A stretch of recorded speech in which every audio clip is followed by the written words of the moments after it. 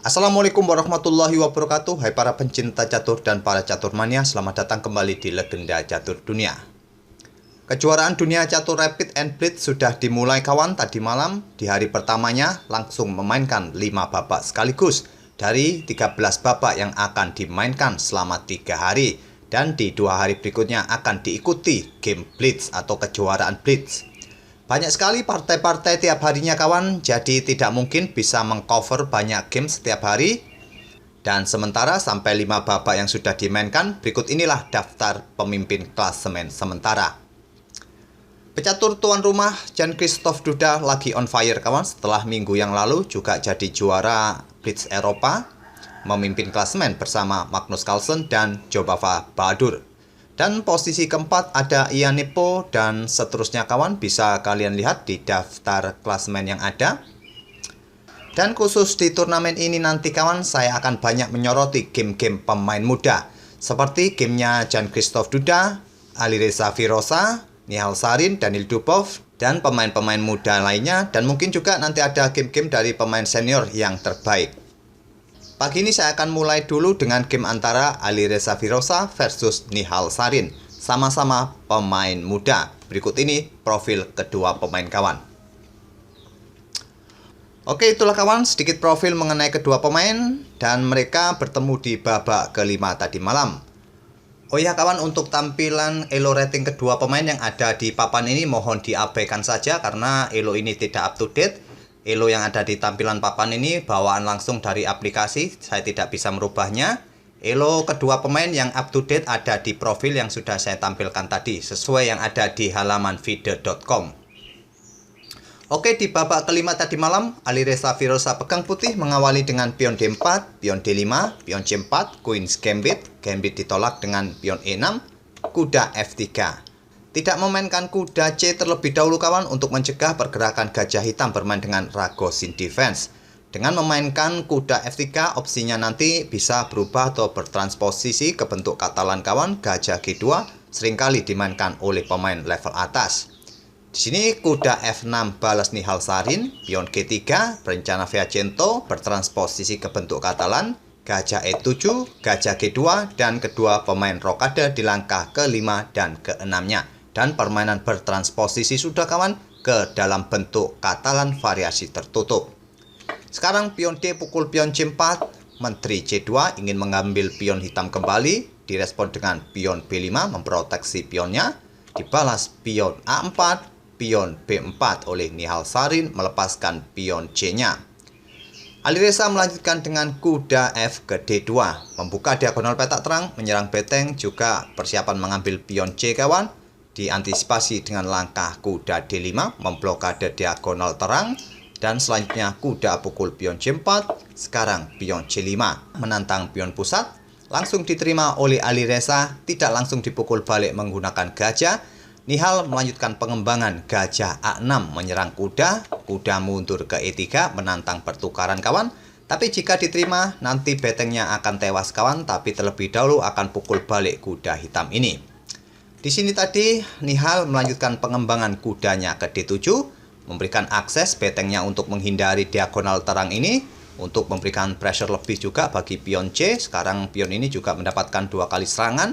Di sini Alireza sebelum menyelamatkan pionnya terlebih dahulu bertukar kuda, dipukul balik oleh pion E, barulah pion C6, beteng digeser ke C8 mengepin posisi pion, dan dibalas dengan langkah pengembangan gajah F4, kuda bergeser ke C5 atau lompat ke C5 untuk membendung akses bagi menteri melindungi pionnya kawan.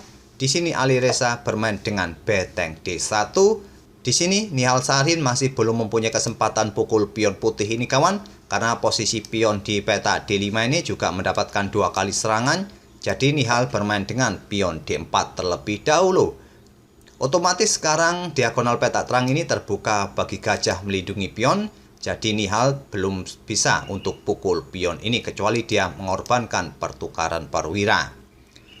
Alireza membalas dengan pion H4, ingin mendapatkan penguasaan ruang, mungkin segera mendorong pionnya maju ke depan, dibalas dengan pion H6, menghentikan laju pion.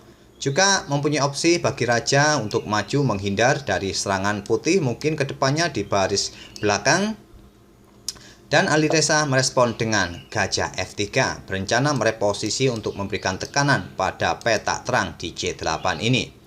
Di sini beteng digeser ke E8 oleh Nihal, selanjutnya kuda berkembang ke D2 melanjutkan pengembangan perwira terakhir. Pion D3, pion dipukul balik oleh gajah menyerang menteri, menteri bergeser ke C1 dan gajah ke F8. Membuka akses bagi betengnya. Dan pada posisi ini ada satu game yang sudah pernah mencapai diagram seperti ini di langkah ke-21-nya. Dimana di game itu kawan pada tahun 2020, putih merespon dengan langkah pion C7 dan permainan berakhir remis. Di sini Alireza tidak memainkan pion C7-nya, bermain dengan beteng E1 menantang pertukaran beteng. Dan ini merupakan langkah baru yang belum pernah dimainkan sebelumnya di langkah ke-22 ini. Dengan memainkan beteng ini juga memberikan pergerakan bagi menteri bergeser kawan, karena posisi menteri putih sekarang pergerakannya terbatas oleh gajah hitam, juga pion tidak bisa maju menteri ke peta ini ada pion. Dan di sini hitam merespon dengan langkah menteri F6. Alireza bertukar beteng, dipukul balik oleh beteng hitam, sekarang pion C7.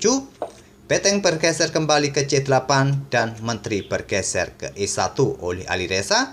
Selanjutnya gajah D6 menantang pertukaran gajah gelap, diterima, dipukul balik. Selanjutnya beteng putih C1 menyerang atau memberikan pressure bagi kuda. Dan posisi pion sudah tidak ada yang menjaga, otomatis Nihal bisa pukul pion C.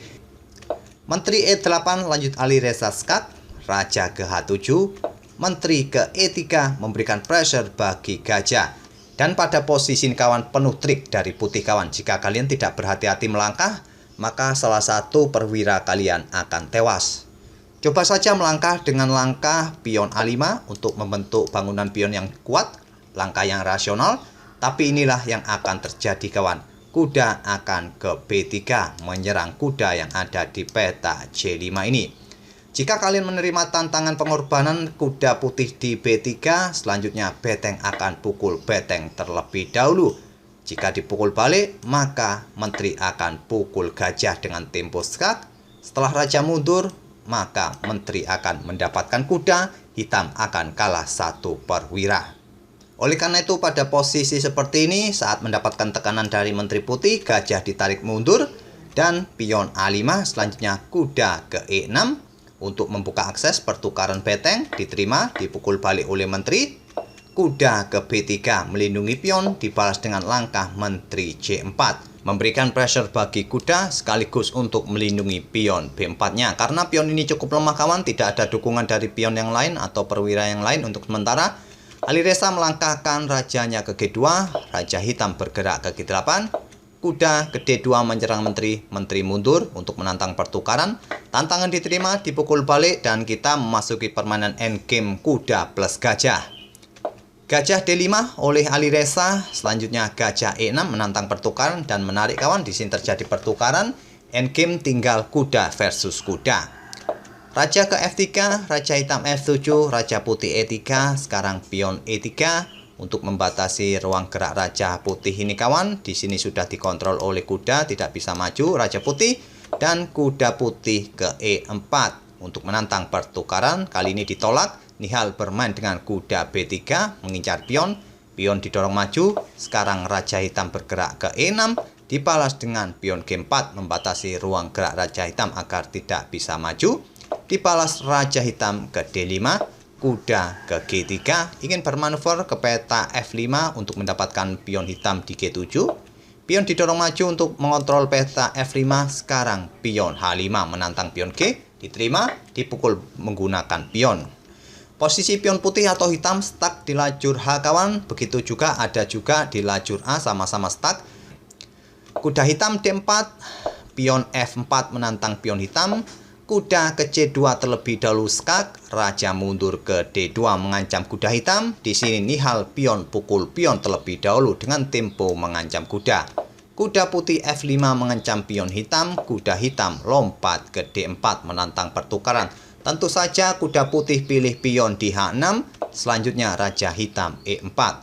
Kuda ke G4 untuk membantu backup peta F2 jika pion ini didorong maju ke depan, juga memberikan akses bagi pionnya segera maju.